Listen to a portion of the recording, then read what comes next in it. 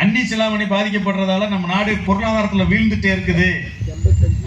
அமெரிக்காவுக்கு எதிராக டாலருக்கு எதிரான மதிப்பு நம்ம ரூபா உயர்ந்துட்டே இருக்குது, நம்மளால கட்டவே முடியல நம்ம சொல்லிட்டு இருக்கோம். நாம் எல்லாரும் ஒரு காலத்துல நம்ம வீட்டுல குப்பை குழி வச்சிருந்தோம், எடுத்து கொண்டு போய் நம்ம தோட்டத்துக்கு போட்டோம். பத்தாவதுங்க என்ன பண்ணோம், நகரத்துக்கு போய் நகரங்கள்ல மக்கள் போட்டுக்கிற குப்பைகளில குப்பை எல்லை கொண்டு தோட்டத்துக்கு போட்டிருந்தோம்.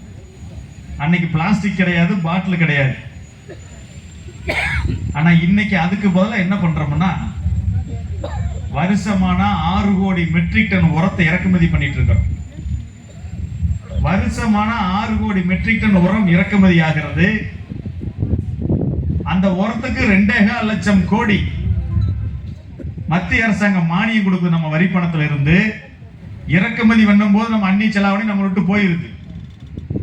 2.25 லட்சம் கோடி மானியம் கொடுக்கும்போது நம்ம கட்டுற வரி பணத்துல 5% போச்சு.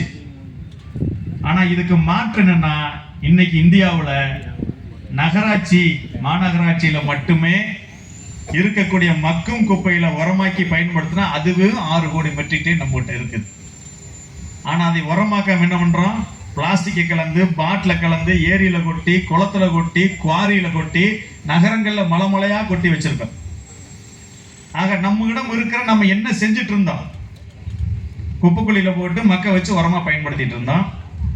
அதுக்கு நகரத்துல போய் வண்டியை வாசியில் எடுத்துட்டு வந்துட்டு இருந்தோம். இன்னைக்கு அதே உரம் எங்கெங்க கிடக்குது, பிளாஸ்டிக் கலந்தாச்சு, பாட்டில கலந்தாச்சு, பிரிச்சு பயன்படுத்திட்டு இருந்த நாம இன்னைக்கு அரசே நம்மளை சோம்பேறி ஆக்கினதும் இல்லாம வெளிநாட்டுல இருந்து வருஷம் 6 கோடி மெட்ரிக் டன் உரம் வருது. அந்த உரம் நம்ம காட்டுக்கு வருது. காட்டுக்கு போனதுல காடு நோயாளி ஆகி போச்சு, நம்ம நோயாளி ஆகி போயிட்டோம். இன்னொரு பக்கம் அதே அளவு 6 கோடி மெட்ரிக் டன் அளவுள்ள மக்கக்கூடிய உரம், நிலத்துக்கு பயன்படக்கூடிய உரம், தரமான உரம் பிரிக்காம போடுறதுனால பிளாஸ்டிக் கழிவு, பாட்டில் கழிவு, ரசாயன கழிவு